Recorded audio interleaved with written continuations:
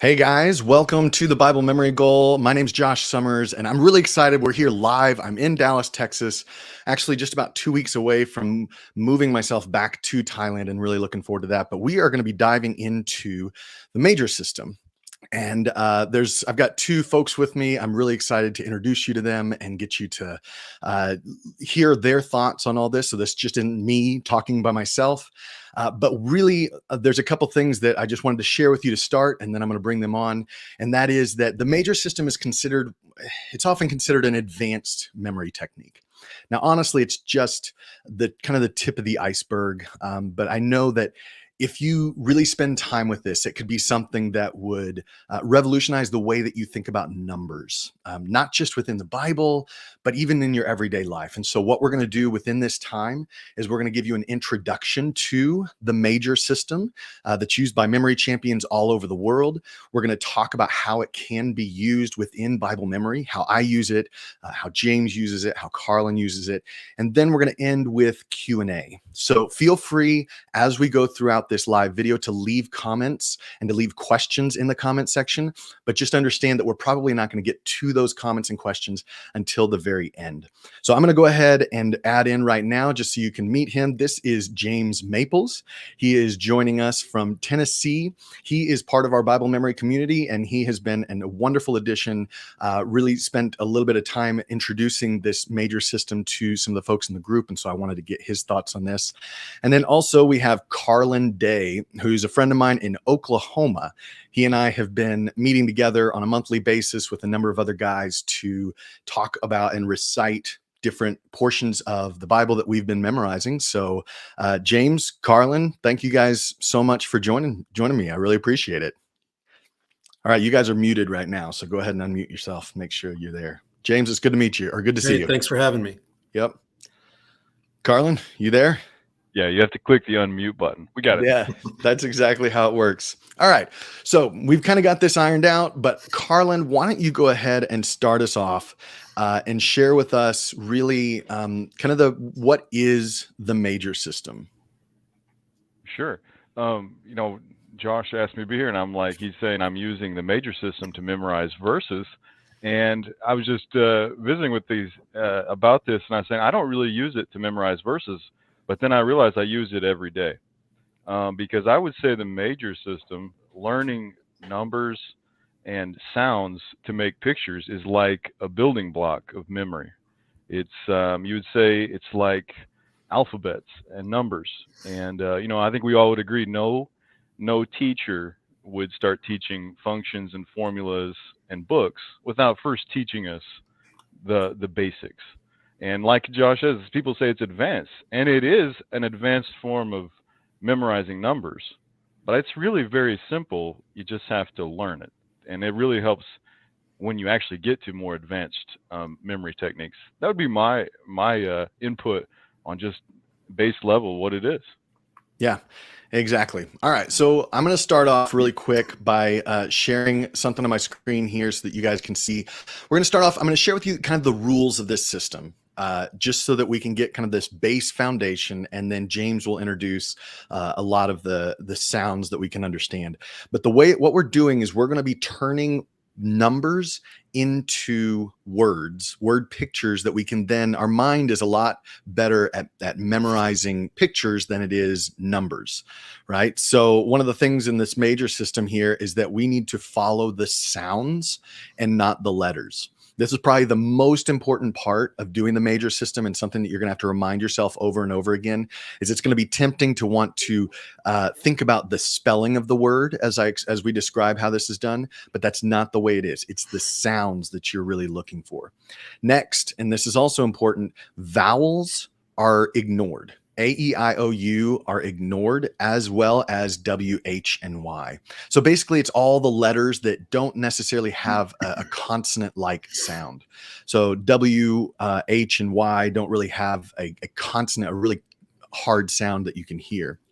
Next, you want to create visual images. In other words, we want to create nouns and not verbs. I'm not going to create a verb like, run. I'm going to create an actual image like a runner or something along those lines. But the most important thing in all of this is to create images that you will remember, because this is something that you are going to keep with you. And so what works for me may be different for Carlin, it may be different for James, but you just have to fit within the framework of whatever rules you're going to do. And then the very last thing, and this is important for any of you guys that are wanting to do the major system: don't give up too fast. As you listen to James explain this in just a second, it's going to be very tempting to go, okay, this is ridiculous. I can't do this. Don't give up, because I promise you, it's like Carlin said, it's almost like learning a language, where at the very beginning there's a lot of pain, but after you do it, then the ability to communicate using this new language just opens up a whole new world.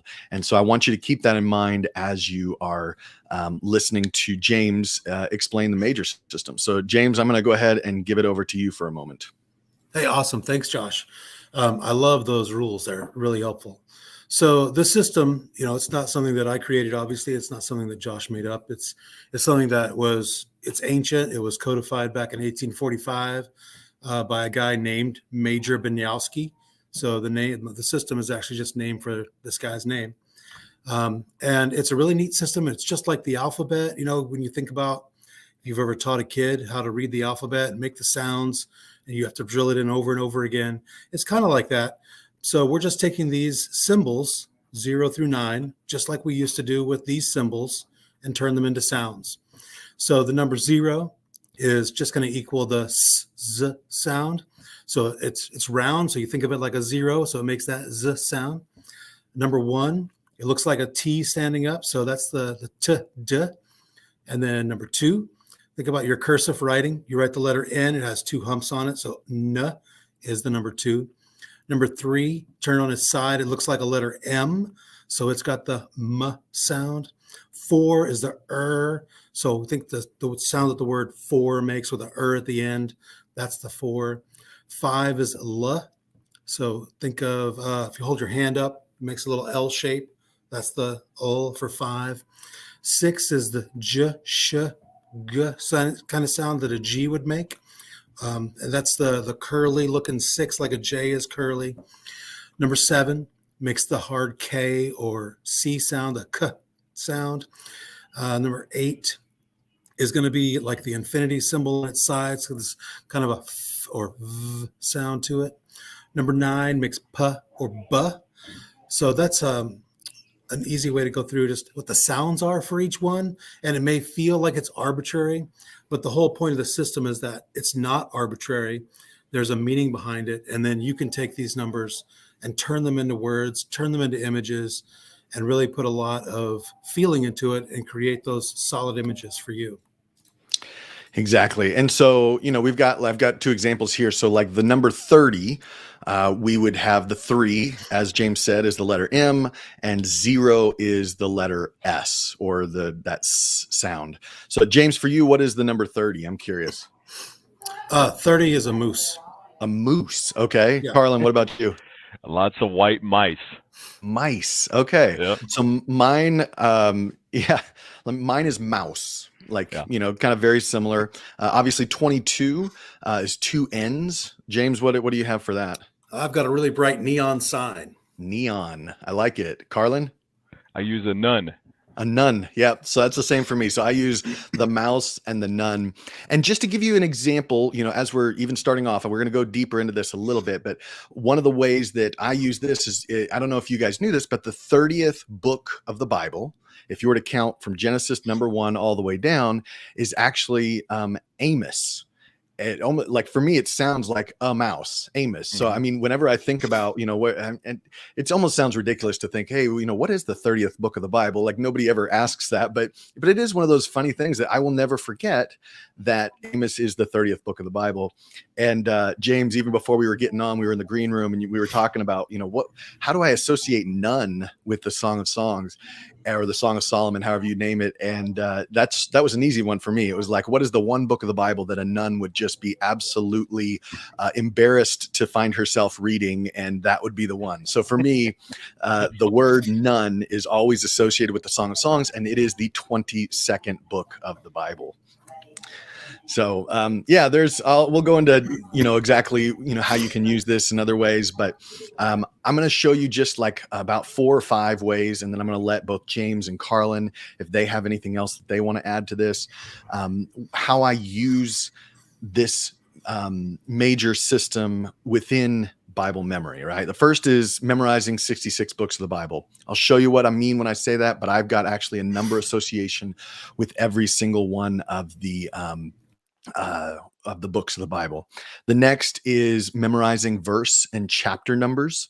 I think this is something that Carlin and James, and then even some other people in the Bible memory community have done as well. And I'll explain what that is in just a moment. Memorizing numbers within verses, right? So sometimes we'll talk about the number of years in an Old Testament or how old somebody is. And instead of just trying to arbitrarily memorize that number, you can actually use the major system to help you memorize those numbers. And then I was just trying to think of any other thing. You could memorize important historical dates in, Christianity, or even, just in in the world in general. There's a lot of different ways that you can do this. All right. So guys, I'm going to let you, as both James and Carlin, if you have anything that you want to add in this, you can let me know. But I'm just going to give you some examples here of how I would memorize the books of the Bible where they're at. So for me, 3 and 2. Remember, 3, if you turn it on its side, is an M. That 2 kind of looks like an N if you put it on its side. And that is moon for me. And so the way that I remember that is the 32nd book of the Bible is actually Jonah. And I think of Jonah getting spit over the moon, almost like, the cow jumping over the moon. So he gets spit over the moon. Another one would be 48, or R and F. So that 4, if you look like at a capital R, it looks kind of like a 4, and then the F, like James was saying. And for me, that is roof.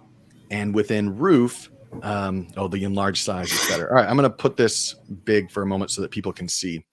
For roof, I say that gale force winds remove a roof, and that's Galatians. Galatians is the 48th book of the Bible. I'm just going to go through 2 more of these so you can get an idea.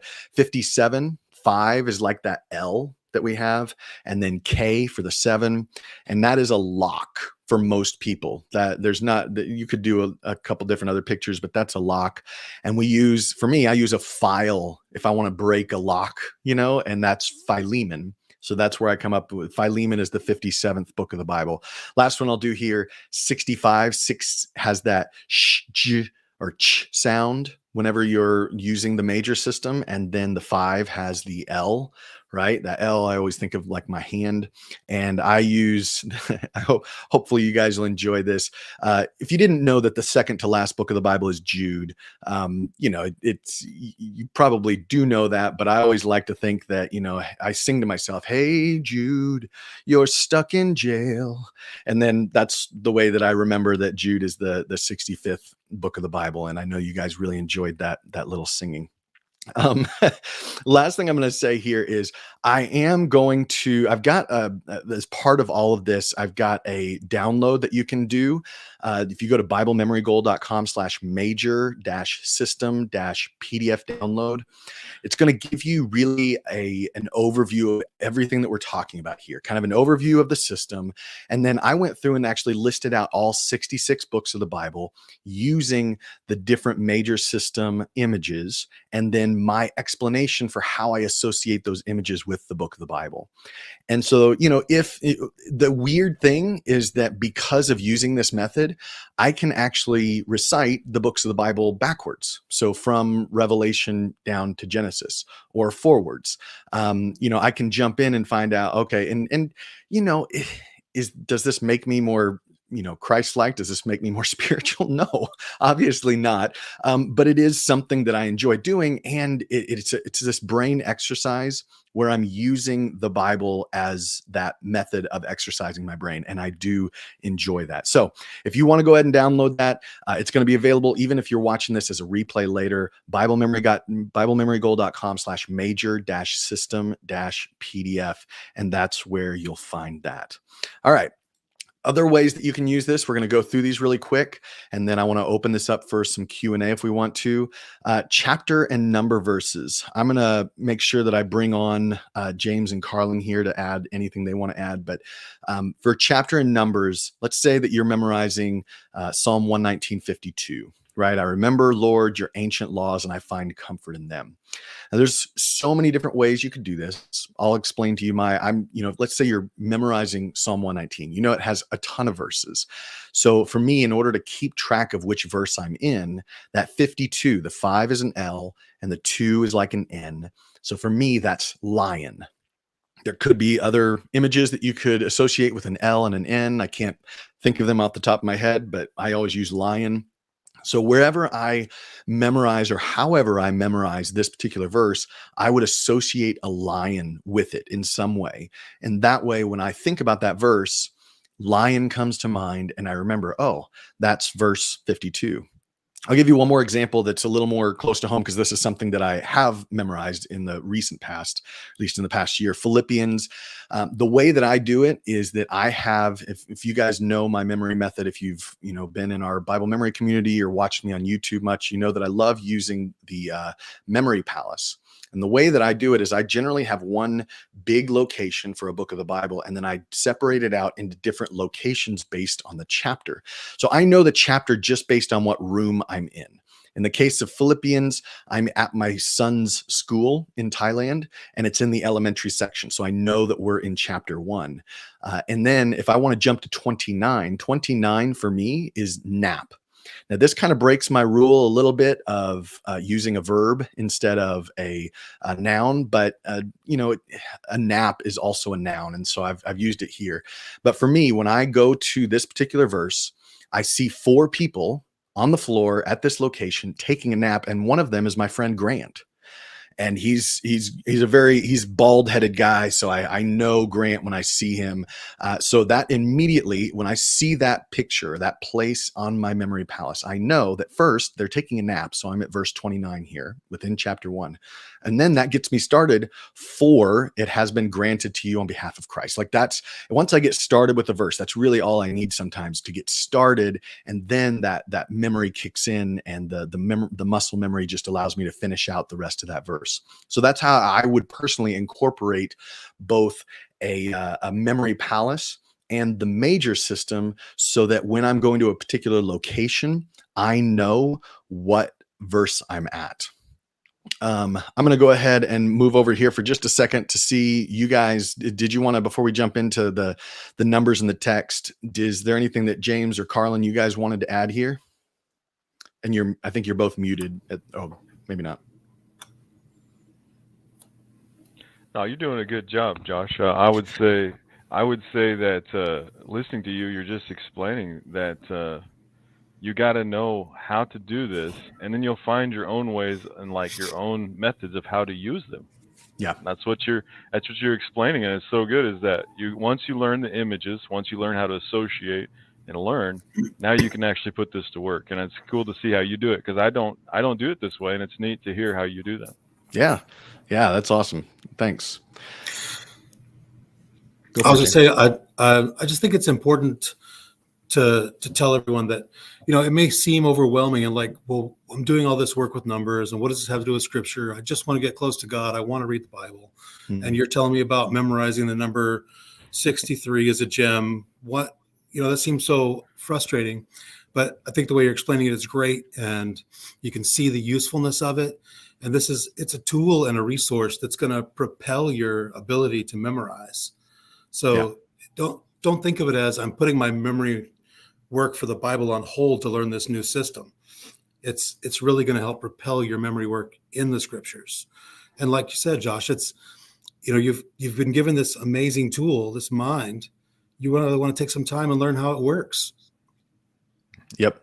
Agreed. Thank you guys so much. I'll just continue on here. We've only got a couple more slides left, and then we'll be taking some some Q&A questions.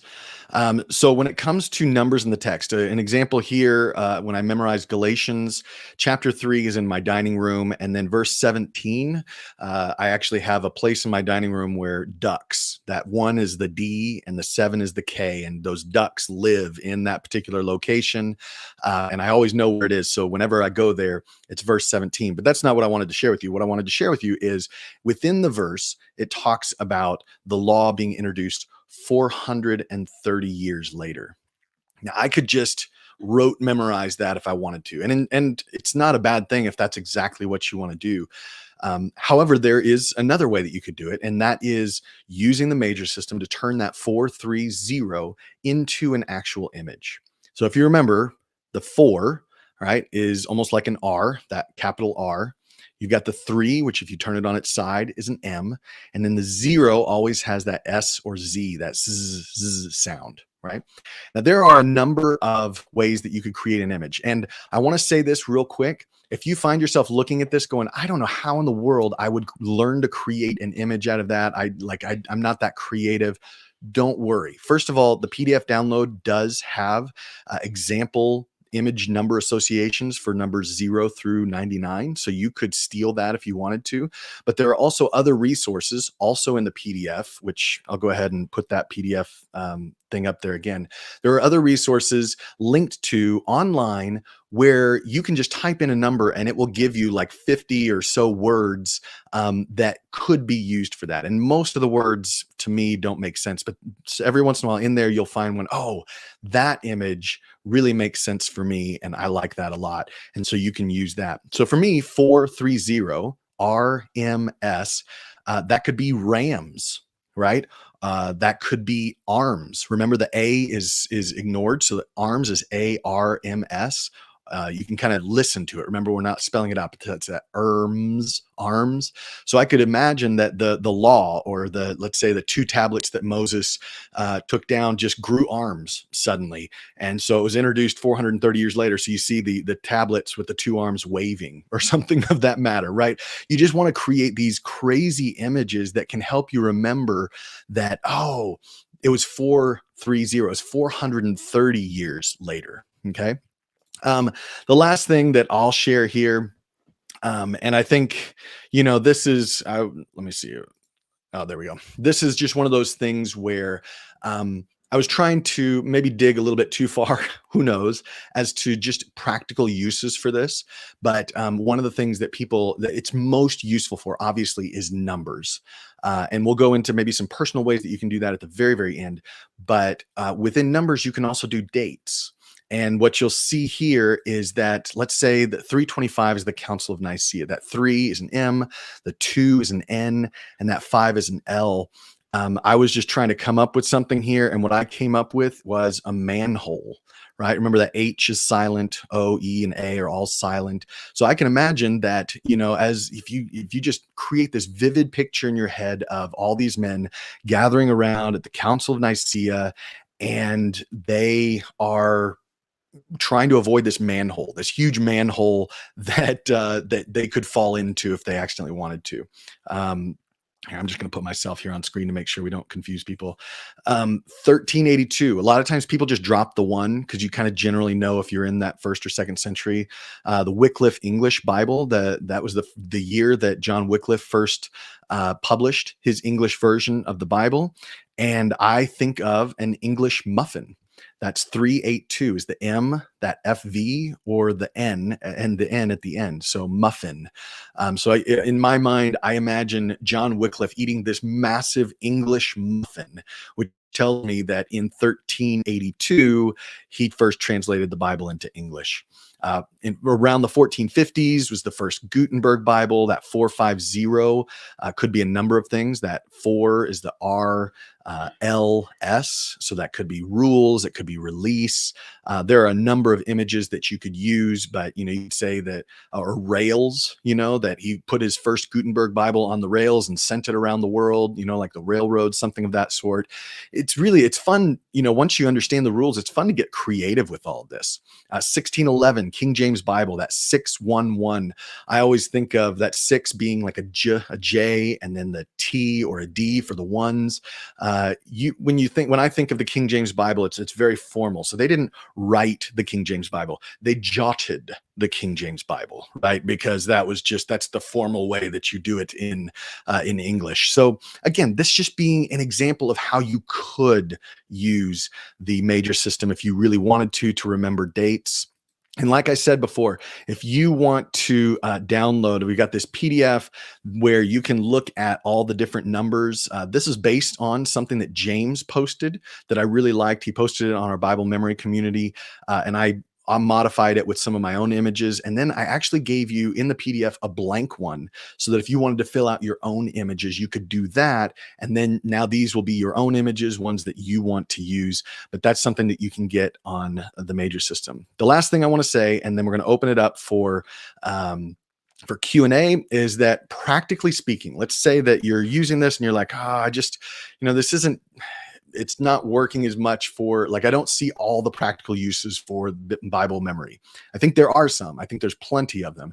And you talk to, Carlin or James or I or anybody that uses it, there are more uses the more that you use it. But let's say that you just wanted to you memorize your social security number, which, by the way, this is not my this is nobody's social security number that I know. This is just a random number that I pulled.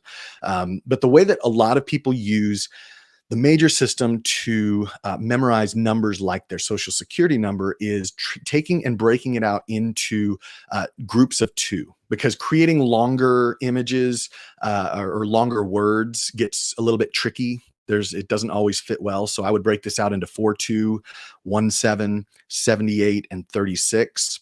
Which 42 for me is rain, 17 is duck, 78 is cave, 36 is match, right? And so for me, if this were my social security number, I would try to create as vivid an image as I can of just rain coming and a duck flying into a cave and then somehow lighting a match to keep himself lit and warm. And that would be something that I would just review over and over to make sure that I could always, whenever I needed to, come up with my my social security number. All right, guys. Man, this has been a lot of fun. I'm going to bring James and Carlin back on here, and then give you guys an opportunity, if you want to, James and Carlin, to add anything that you want to say to any of this, to anything that I've added or that I've already shared. And then while they're doing that, if you're watching this and you want to ask some questions that we can answer, go ahead and put those in the comments, specifically on YouTube. I think I can follow on Facebook. But if not, try to go on YouTube and leave those questions and we'll answer those right now. So James, Carlin, is there anything else that you guys wanted to add here? I was going to say, when you did the historical dates, I was thinking I've done a couple of these, and what makes it really good is to actually make a story with the actual character and then make them doing something, because you're able to use what you learned of them, and then you can think of them doing something with either you can make 2 things or make a picture. And then whenever someone says that name, it's usually associated with a date, and it works both ways. If they say the date, you can think of the picture and then think of the person. And it is very powerful. And a lot of people have done that. I think Jeopardy contestants do that and they don't tell anyone. Yeah. I mean, I've heard it used a lot where people take and like those people that can just spit out numbers, salespeople, or like they're not just insanely smart. Like, they use techniques like this. They really do. Mm-hmm. Right. Yeah, I think it's important that as you create this system, and I love that you have that resource available for everyone. As you create the system, make sure you really put feeling into each of these images. So it's not just a rock, but it's a specific rock with a feeling to it and a weight to it. And if you threw that rock, you would know what it felt like. If you held it, you would know what it was like to hold it, and maybe even smell what that rock was like. And then whenever you put that image of a rock with a number that you're trying to memorize, your brain is this chemical soup in there that loves to take those feelings and attach them to the image. And then you attach that to a number. Now that number has that feeling for you. And now your brain wants to grab onto it and keep that memory. Whereas these numbers are just slippery, random bits of data that aren't really useful for us. Yep. It's so true. I think it is kind of ironic that, when we talk about, if you like talk to anybody who does computer science or anything like that, the way that information is stored for a computer is all images are turned into numbers, specific zeros and ones because that's all it can process and keep very well. Whereas us as humans are quite the opposite. We have to take numbers and convert them to images in order for us to be able to retain them. And like you said, I think that's a great point, James.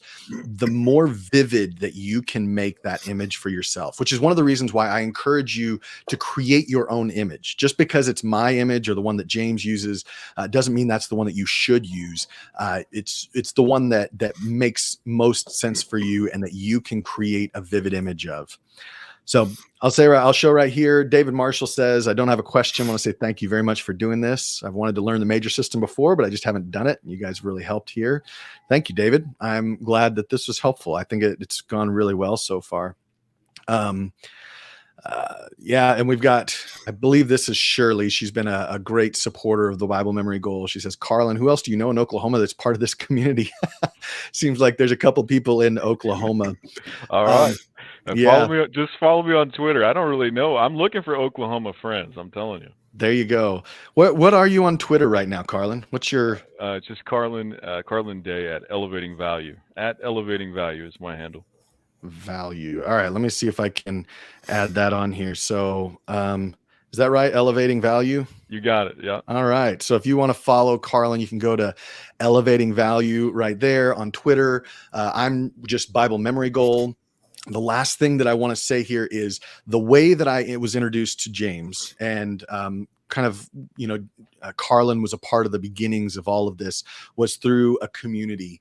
And I'm not going to try to hard sell this. I just want to say the fact, because it's free. I don't get any necessarily monetary benefit from this, but it has been we launched it officially on January of 2022.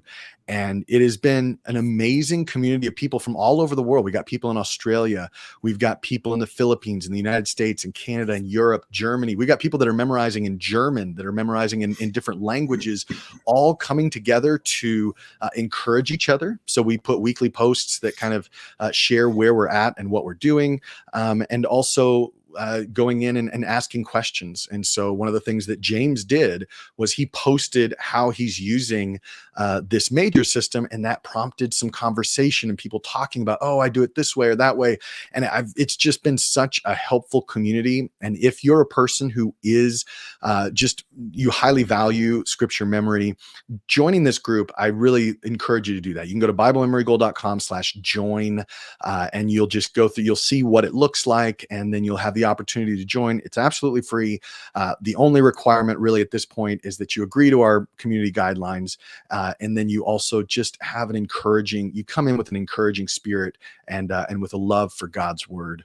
So, hey guys, one of the things that I didn't do when we started, but I will do right now, because I don't want to forget, is just pray over this and close us out.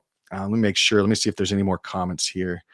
Thank you. Oh, hey, I think this is Takashur or whatever from the Bible memory community. Says, thank you for doing this. Any other practical fun ways on how someone could practice memorizing the word that coincides with the number? Example, if I see 22, I want to be able to imagine none immediately. Do you guys have anything that you would say to that? I would say just use it. Practice with it a lot. Memorize some random numbers. Choose some important dates. Go through all the numbers, see what you can do with it. I tried playing with memorizing digits of pi just to get some numbers in there that meant something. Yeah. So it really, as you hit those pairs of numbers, the images pop into mind, add that emotion. I memorized my primary credit card number with the expiration and the number. So if I was buying something online or I found myself without that tool, it's right here and I could just do it. So just use the system, play with it, have fun. Yep. I was going to say, I like to, the games Pac-Man or the game Snake, where you're trying to just beat your record. People are like, what are you doing? You're like, I'm trying to beat the record. They're like, whose record is it? It's yours. It's the last record you beat. So with numbers, I like to do that. It's like just time yourself or go for a list of how many you can get in a minute. And then that gets that fast recall, because it needs to get, like we all know John 3:16, where 22 is a none, like he's saying immediately. And you're like, how do I even know that? How did it even link to that? The link is so real, so fast. Yeah. That's how it needs to get to really be really, really useful. Yeah. And I think that what I've realized is that it just happens if you're using it. Like James was saying, and like Carlin was saying, is that as long as you keep using it over time, you'll notice that you'll see numbers around, and then the image will immediately flash in your head, so that every time I see 17, I see a duck right there, or every time I see a 47, there's a rock, like just all those things, the association just becomes a part of the numbers, in your own brain. So I think that's great. Well, guys, I don't see any other questions here in the comments. For those of you who are watching the replay of this on YouTube or on Facebook or elsewhere, please don't hesitate to leave comments. I still try to reply to all the comments on here. Or, if you join the community, you can also communicate with, I guess, all of us, really. We're all in that community, and there is a direct messaging system that you can communicate with the folks in that community there. So feel free to do that. It's BibleMemoryGold.com/join. And I'm going to go ahead and close us in prayer, unless either you guys have anything else. No, sir. Awesome. Laura, thank you so much just for giving us a brain that has the ability to do even more than we can imagine, Lord, that there are things that we just don't even take full advantage of the capabilities of what you've given us. And I pray that as we go into things like this, that this wouldn't be something that we use in order to try to boost our own ego or to try to show off. But Lord, these would just be techniques that we use and apply in order to Lord, just to glorify you through the way that we memorize and the way that we approach your word in memory and just valuing it so high, Lord.